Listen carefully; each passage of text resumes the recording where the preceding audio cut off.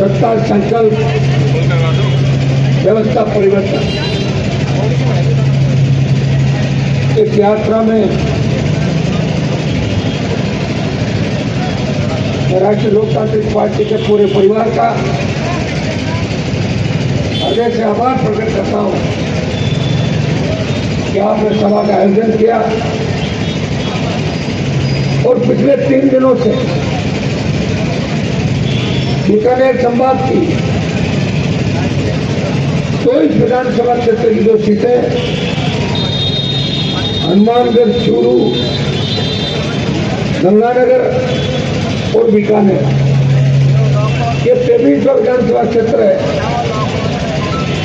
जहां सत्ता संकल्प का रथ कांग्रेस और भारतीय जनता पार्टी के कुशासन को, भ्रष्टाचार को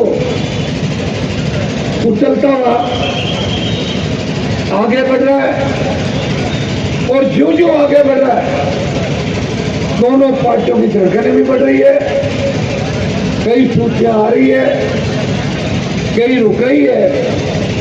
और आरएलपी राजस्थान के अंदर 70 साल में किसानों के आशीर्वाद और जवानों के संघर्ष से बड़ी पहली पार्टी है जिसने कांग्रेस और भारतीय जनता पार्टी की नींद उड़ा दी है।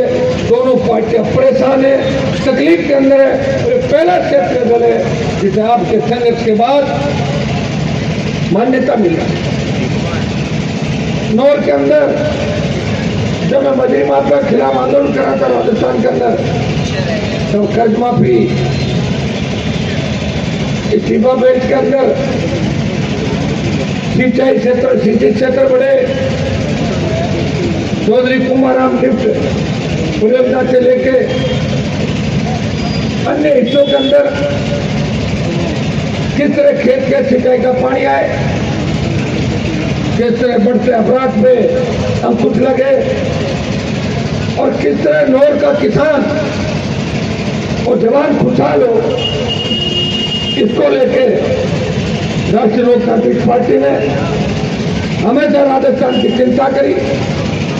और नौर जहां के जवान हमेशा हनुमान बेनीवाल को नई ताकत और ऊर्जा देते, चाहे कॉलेज विश्वविद्यालय के जमाने की राजनीति हो, चाहे लंबा संघर्ष। भाइयों, ये वो इलाका है जिसने किसान आंदोलन को नेतृत्व दिया। चौधरी कुमाराम जी आइए के जन्मस्थली इसी विधानसभा क्षेत्र के अंदर, जिन्होंने किसान राजनीति की, प्रदेश के अंदर मजबूती दी।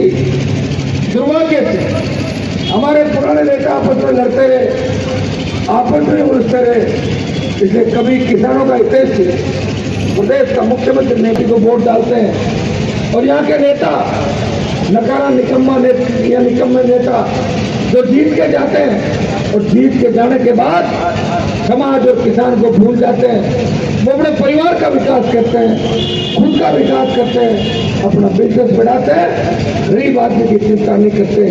ये 25 साल के अंदर जो राजस्थान में भारतीय जनता पार्टी और कांग्रेस का कुशासन था, एक जमाना था जब लोग बच्चों को पढ़ाने के लिए राजधानी के अंदर आते थे, अजमेर का मेयो कॉलेज और राजस्थान विश्वविद्यालय, जहाँ का मैं शासन का अध्यक्ष था, वहाँ बच्चों को एडमिशन कराने के लिए आते थे और वहाँ जब बच्चों का एडमिशन होता था वो ये सोचते थे कि हमारे बच्चे कामयाब होंगे, वो राजस्थान के राजस्थान विश्वविद्यालय मेयो या दूसरी कॉलेज और स्कूल के अंदर पढ़े।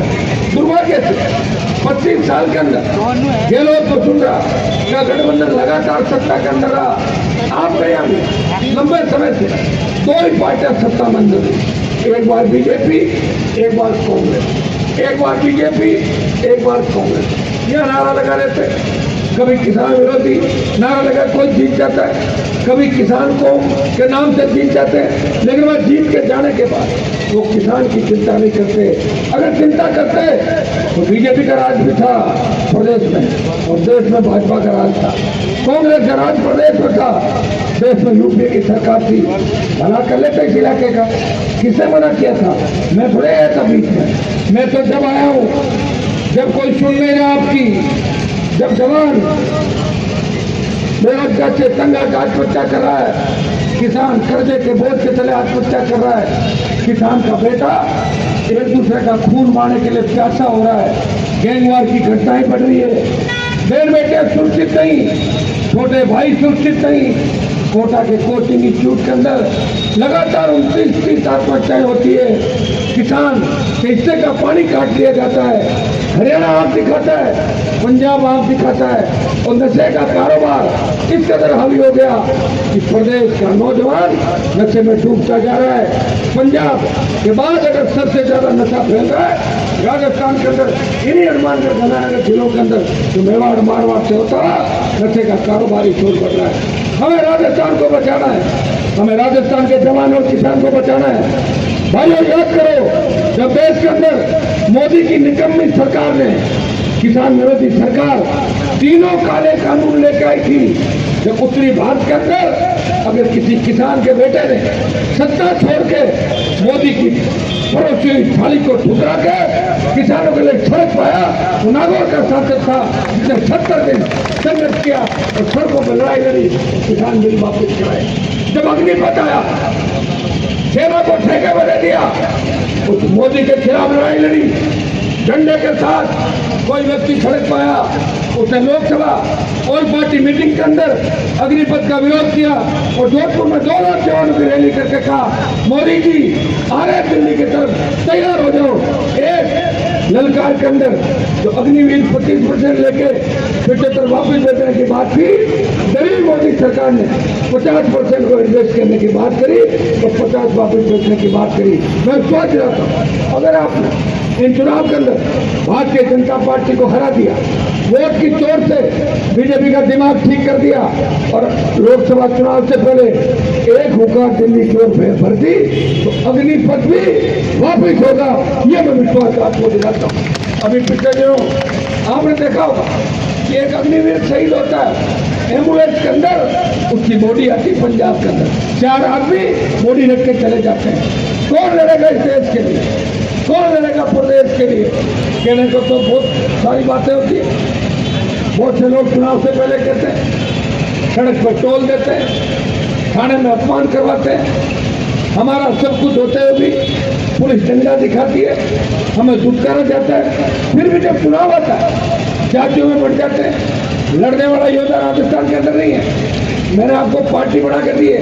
मेरे से पहले बड़े बड़े नेता हुए जिले के अंदर, प्रदेश के अंदर पार्टी नहीं बना पाए, खुद की किसी दूसरे की पार्टी का दुपट्टा पहना होगा। हनुमान बेनीवाल ने झंडा भी दिया और डंडा भी आपको दिया, लड़ना सिखाया। पिछले 20 साल के अंदर ये मेरे संघर्ष का ही परिणाम है कि पार्टियों में नेता गली गली घूमने लगे और आपका मान और सम्मान बढ़ा। जिस राजस्थान प्रांत से मैं आता हूँ, देश के अंदर राजस्थान के अंदर हलचल की अगर बात किसी ने पैदा करी, देश में संदेश दिया कि राजस्थान में भी नई पार्टी सत्ता में आ सकती है। हनुमान बेनीवाल के संघर्ष और हुकारों के भाइयों, जब प्रदेश के अंदर पेपर लीक की घटनाएं हो रही, बदरी माफिया सच चढ़ के बोल रहा था, जब हमारी बहन बेटियां अबला की चीख पुकार सुनने वाला कोई नहीं था, छोटे भाई संघर्ष कर रहे थे। उस चुनाव की लड़ाई सड़क पर कोई लड़ रहा था, विधानसभा में तीनों विधायक जब कांग्रेस बीजेपी हाथ मिला रही थी आपस में, तब कोई लड़ाई लड़ रहा था। और देश की सबसे बड़ी पंचायत के अंदर बढ़ती महंगाई, ERCP और राजस्थान को विशेष राज्य के दर्जे की कोई बात कर रहा था। वो नागौर का सांसद था जिसने राजस्थान के किसान और किसान के बेटों के हक और अधिकार की बात की। नोर के अंदर बहुत सी समस्या, सबसे बड़ी समस्या, जैसे मैं नोर शहर के अंदर एंटर हुआ, अंधेरा हो गया। मैं नारायण जी स्वामी को कह रहा था, मैं भी नारायण जी यहाँ लाइट कब चालू होगी? बोले भाई साहब यहाँ इतनी चालू होती है, अंधेरा ही रहता है यहाँ पे, सड़कों में अंधेरा ही रहता है। आज़ादी के 70 साल बाद किसी शहर में एंटर करते हैं तो ऐसा लगता है कि रोड लाइट होगी। अभी तो मैं लोगों को नहीं दिख रहा हूँगा और लोग मुझे नहीं दिख रहे, अंधेरा हो गया। अरे कम से कम मुख्य सड़कों पे तो रोड लाइट ढंकी हो, डिवाइडर हो, 4 लेन रोड हो। कौन सी जगह हम कौन सांस ले रहे भाई, कौन व्यवस्था करेगा? किसने मना किया? आपसे ज़्यादा तो मेरे खिलौतर के अंदर चले जाइए।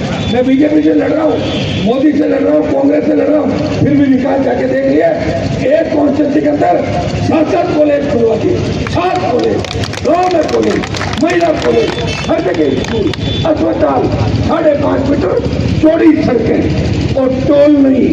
अगर कोई टोल मांगता है और मेरा नाम ले लेते हैं RLB टोल से निकल जाता है।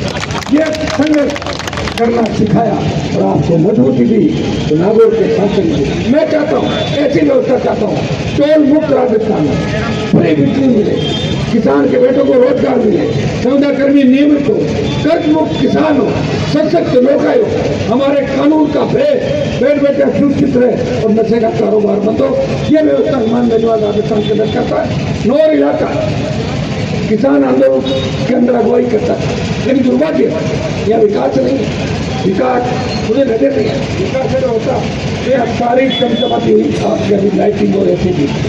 और ये दिवाली का सीजन है और अभी अंधेरा है, तो आप अंदाज लगा सकते हो। आपने बीजेपी को परखा है, कांग्रेस को परखा है, बीजेपी राज्य में भी थी, बिना राज्य में विधायक थे, क्या कर लिया आपने बताओ मुझे। और वापस विधायक बना भी दोगे तो क्या कर लोगे, काम नहीं होने वाला।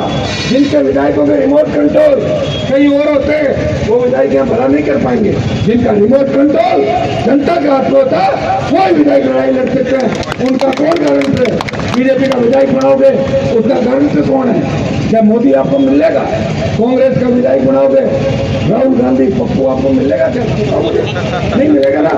लेकिन RLB का विधायक बनाओगे उसका रिमोट कंट्रोल आपके हाथ में है। हनुमान बेनीवाल गारंटी के तौर पाया है, गारंटी देके जा रहा है RLB को जीताओ। विधायक जो जीतेगा वो आपकी सेवा करेगा और नहीं करेगा तुम हाथ पकड़ के उससे सेवा कराऊंगा। इतना विश्वास आपसे भी दिलाने के लिए लोग उपस्थित आया हूँ।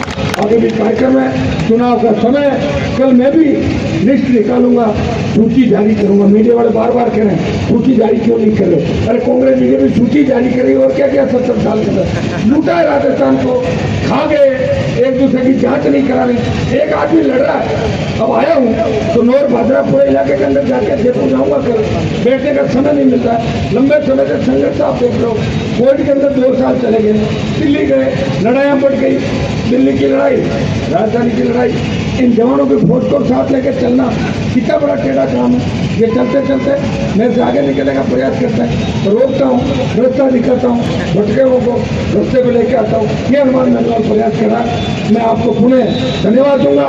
नौर का सहयोग समर्थन बना रहे और आप मुझे इस बात ताकत है, आप ऐसी ताकत है कि कांग्रेस और भारतीय जनता पार्टी को घर बिठाएं और खुद की सरकार राजस्थान के अंदर बनाए। नौर के कार्यक्रम से भाई हमारे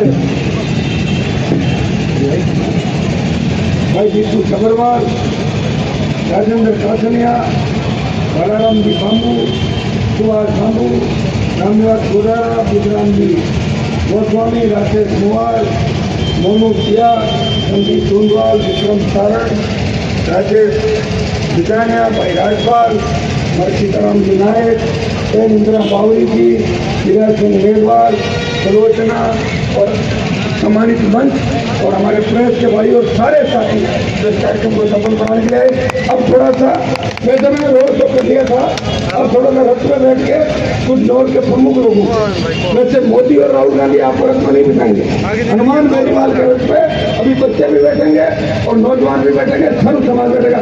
थोड़ा रथ में रोड शो कर लेता हूँ, फिर भाषा का कार्यक्रम है। मैं आपसे छुट्टी चाहूँगा, आप मुझे मजबूती दें, जो बोतल का चीज आए उसकी मदद करें। बहुत बहुत धन्यवाद, जय हिंद।